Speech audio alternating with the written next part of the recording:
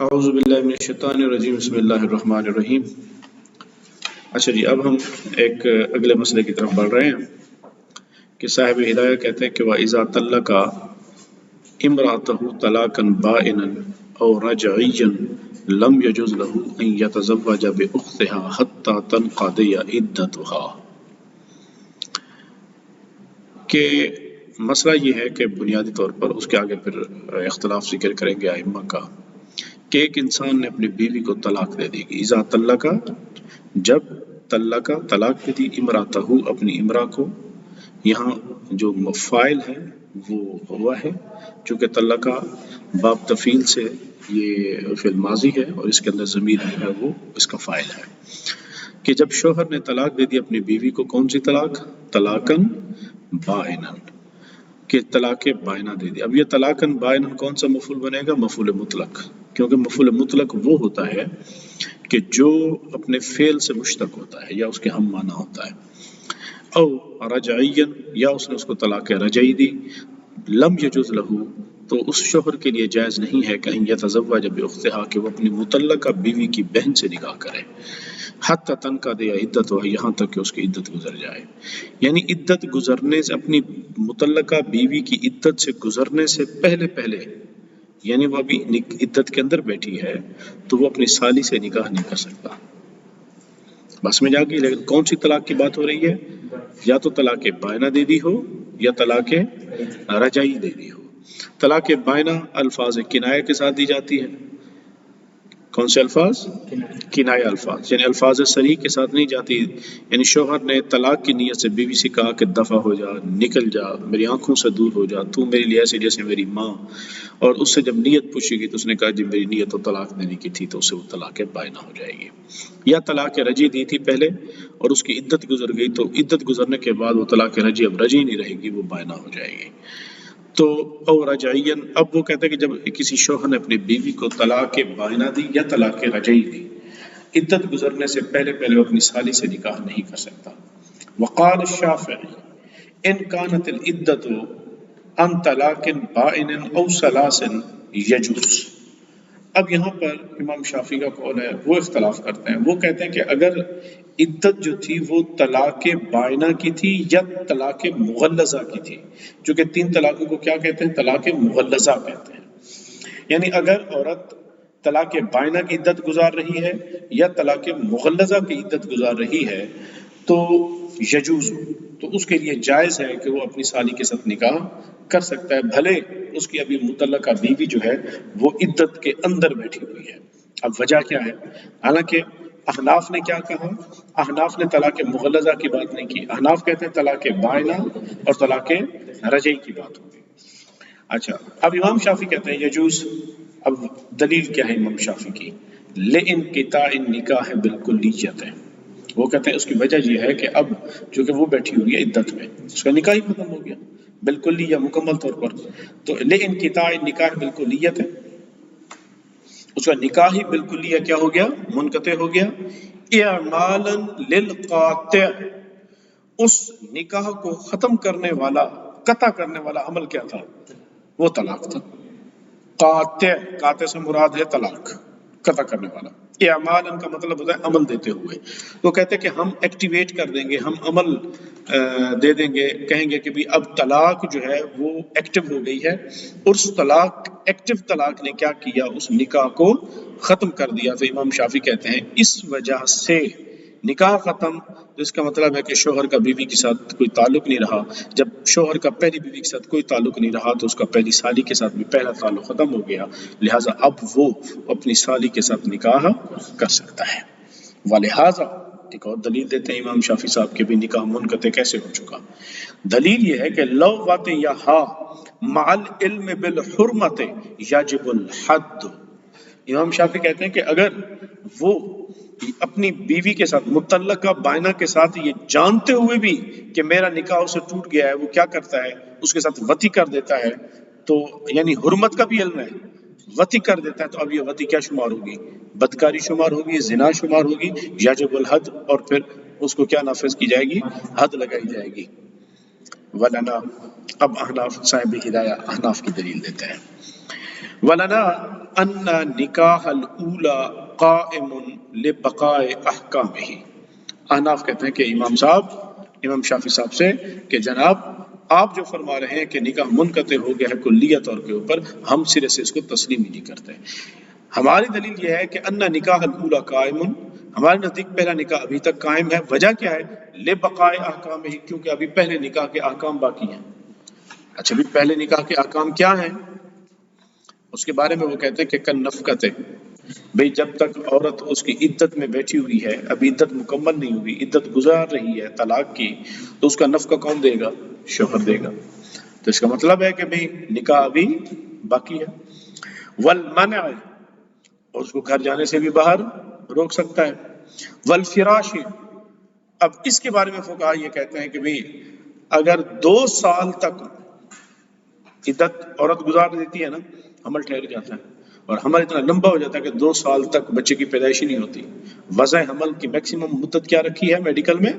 2 سال تک ایک ہو سکتا ہے، اور کم سے کم 6 مہینے کا وضع حمل ہے، زیادہ سے زیادہ 2 سال کا۔ اچھا اب وہ کہتے ہیں کہ اس دوران اگر بچہ اس 2 سال تک پیدا ہو جاتا ہے تو وہ بچہ کس کا بچہ شمار ہوگا؟ اسی شوہر کا شمار ہوگا جس نے طلاق دی۔ تو فراش کا مطلب یہ ہوتا ہے کہ یعنی یہی اپنی بیوی کے ساتھ سویا تھا اور اسی کا نطفہ ٹھہرا ہے، جس کی وجہ سے بچے کی نسبت اسی کی طرف کی جائے گی۔ والفراش سے مراد یہ ہے۔ تو اس کا مطلب ہوا، حنفی کہتے ہیں کہ جناب نکاح کے احکام تو ابھی بھی باقی ہیں، بھلے اس نے طلاق دے دی، وہ عدت میں بیٹھی ہوئی ہے، لیکن وہ کیا کر سکتا، خرچہ بھی اسی نے اٹھانا ہے، اس کو گھر آنے جانے سے بھی، باہر نکلنے سے بھی وہ منع کرنے کا شرعی حق رکھتا ہے، اور اگر بچہ پیدا ہو جاتا ہے تو بچے کو بھی اسی کی طرف منسوب کیا جائے گا۔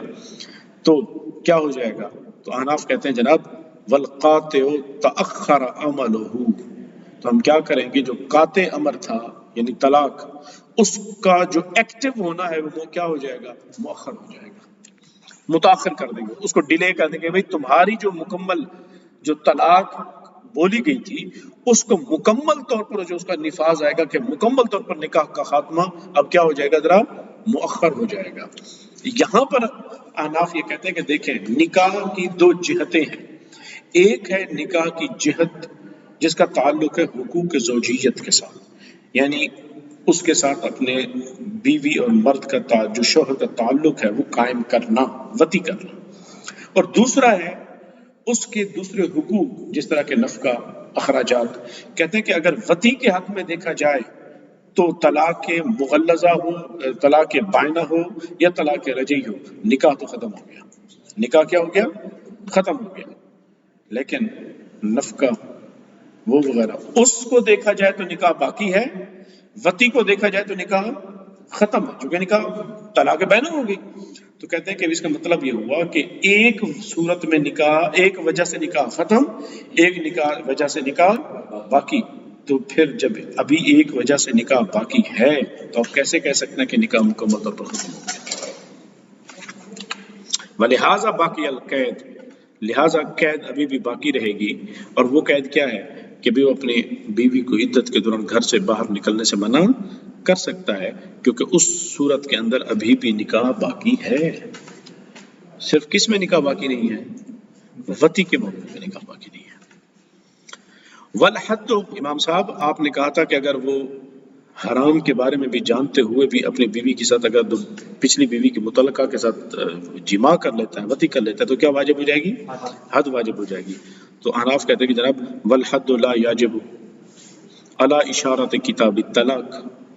اب یہ امام سرخسی، یا ہم یہ کہہ سکتے ہیں کہ امام محمد حسن الشیبانی کی کتاب الطلاق کی بات کر رہے ہیں، المبسوط ان کی کتاب ہے۔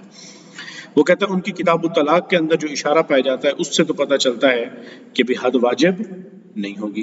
وعلی عبارت کتاب الحدود، جبکہ امام صاحب نے، امام محمد حسن الشیبانی جو کتاب الحدود ذکر لکھی، اس کے اندر جو مسئلہ ہے وہاں پہ ثابت ہوتا ہے کہ یاجب ہو، کہ حد کیا ہوگی؟ واجب ہوگی۔ کیوں؟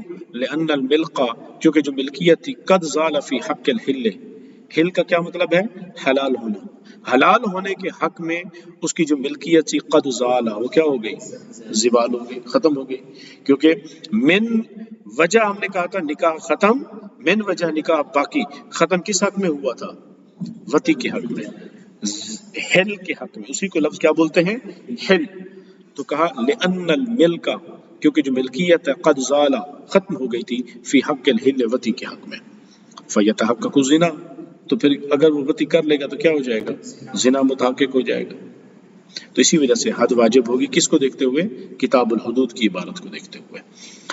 ولم یرتفع، لیکن یہی نکاح جو ہے وتی کے حق میں ختم ہوا تھا. زال لأن الملک قد زال، لیکن وہ کہتے ہیں یہ ملک فی حق الحل، حق کے حل میں تو زائل ہو گیا. ولم یرتفع فی حق ما ذکرنا، لیکن وہ جو چیزیں ہم نے ذکر کی ان کے حق میں تو ابھی ملکیت ابھی بھی باقی ہے. اور وہ کیا ہے؟ نفقہ، منع، فراش. وہ کیا ہے؟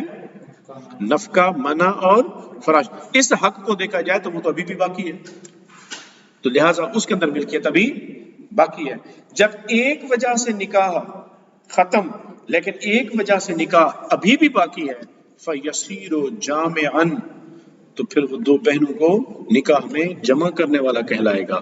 کہ ایک بہن کو اس نے طلاق دی اور اس کے ساتھ ابھی ایک وجہ سے نکاح باقی تھا تو اس نے اس کی بہن سے بھی نکاح کر لیا، تو اس کا مطلب ہوا کہ وہ بندہ دو بہنوں کو اپنے نکاح میں رکھ رہا ہے. فَيَصِيرُ جَامِعًا، اس سے یہ مراد ہے. اس سے پچھلے مسئلہ پڑھا ہے نا کہ دو بہنوں کو وہ ایک ساتھ نکاح میں جمع نہیں کر سکتا. فَيَصِيرُ جَامِعًا سے یہ مراد ہے کہ بھی وہ اس طرح. وَلَمْ يَرْتَفِعْ فِي حَقِّ مَا ذَكَرْنَا، تو ابھی تک نکاح جو ملکیت جو ہے وہ مرتفع نہیں ہوئی، نہیں اٹھی، نہیں ختم ہوئی اس چیز کے حق میں جس کے بارے میں ہم نے بتایا. تو اس کا مطلب ابھی من وجہ نکاح باقی ہے. جب نکاح باقی ہے اور وہ اپنی سالی کے ساتھ نکاح کر بیٹھے گا تو پھر فَيَصِيرُ جَامِعًا، دو بہنوں کو ایک نکاح میں جمع کرنے والا ہوتا. اور امام صاحب یہ جائز نہیں ہے. ولا يتزوج المولى امته ولا المرأة عبدها، یعنی ایک مرد اپنی لونڈی کے ساتھ، آقا اپنی لونڈی کے ساتھ نکاح نہیں کرے گا اور نہ ہی کوئی عورت اپنے غلام کے ساتھ نکاح کرے گی. عورت بھی کوئی غلام خرید سکتے ہیں نا، آزاد عورت ہو، مالکن ہو. کیوں بھائی؟ لأن النکاح ما شرع الا مثمرا بثمرات مشترکۃ الا بثمرات مشترکۃ بین المتناکحین. اب وہ کہتے ہیں جو نکاح ہے نا وہ مشروع کیا گیا، اس کو جائز قرار دیا گیا تھا نکاح کو. اس کے کچھ ثمرات ہوتے ہیں، اس کے کچھ کیا ہوتے ہیں؟ ثمرات ہوتے ہیں، اور وہ ثمرات مشترک ہوتے ہیں دو نکاح کرنے والوں کے مابین. کہ مثلا وہ دو نکاح کرنے والے مرد اور عورت ہوتے ہیں، وہ جو ثمرات ہوتے ہیں مرد اور عورت جن کا نکاح ہوا ہے، شوہر اور بیوی، وہ دونوں اس کے مالک ہوتے ہیں. ان ثمرات کے کیا ہوتے ہیں؟ مالک ہوتے ہیں. لأن النکاح، کیونکہ جو نکاح ہے ما شرع وہ مشروع نہیں ہوا، الا مگر مثمرا بثمرات ایسے ثمرات کے ساتھ، مشترکۃ جو مشترک ہوتا ہے، بین المتناکحین. اب مشترک کا مطلب ہے مالک ہوتا ہے نا، ملکیت ہوتی ہے. اب ہوگا کیا؟ والمملوکیت تنافی المالکیت، اور جو مملوکیت ہے وہ مالک بننے کے کیا ہے؟ منافی کے. غلام کبھی بھی کسی چیز کا مالک ہو ہی نہیں سکتا. غلام کسی چیز کا مالک، بھلے مرد ہو یا عورت لونڈی ہو، چونکہ وہ غلام ہے اور غلام کے اندر مالک ہو نہیں سکتا. تو جب مرد ہو آزاد، عورت ہو لونڈی، ان کا آپس میں نکاح ہوگا تو ثمرات جو ملیں گے، مرد تو مالک بن جائے گا لیکن عورت تو غلام ہے، کیا وہ مالک بن سکے گی ان ثمرات میں؟ تو مشترکی نہیں ہوگی. اشتراک کے اندر کیا ہوتا ہے؟ مالکیت ہوتی ہے. دو دوست مل کر اگر انویسٹمنٹ کرتے ہیں تو دونوں منافع کے کیا ہوں گے؟ مالک ہوں گے اپنے اپنے حصے کے. تو کہتے کہ یہاں پر وہ مالکیت آ ہی نہیں سکتی چونکہ وہ لونڈی ہے، اور لونڈی کبھی بھی مالک نہیں بن سکتی. اسی طرح آزاد عورت اور غلام مرد، ان کا بھی آپس میں نکاح نہیں ہو سکتا. کیوں؟ کیونکہ نکاح کے جو ثمرات ہیں، آزاد عورت اس کی مالک بن جائے گی لیکن مرد تو غلام ہے، وہ تو مالک بن ہی نہیں سکتا. اس بات کو انہوں نے سمجھایا کس سے؟ انہوں نے کہا کہ والمملوکیت تنافی المالکیت، کہ جو مملوکیت ہے، جو غلامی ہے، تو وہ منافی ہے کس چیز کے؟ مالکیت کے. فَيَمْتَنِعُ وُقُوعُ الثَّمْرَةِ عَلَى الشِّرْكِ، تو اسی وجہ سے جو ثمرہ کا جو پھل، جو منافع ملنا ہے، واقع وہ ممتنع ہو جائے گا کس کے اوپر؟ شرکت پر، یعنی اس کے اوپر پھر شرکت نہیں ہو سکے گی، کیونکہ ایک مالک بن سکتا ہے، دوسرا مالک بن ہی نہیں سکتا۔ آگے ایک مسئلہ الگ ہے، تو اس کو پھر ہم الگ سے شروع کرتے ہیں۔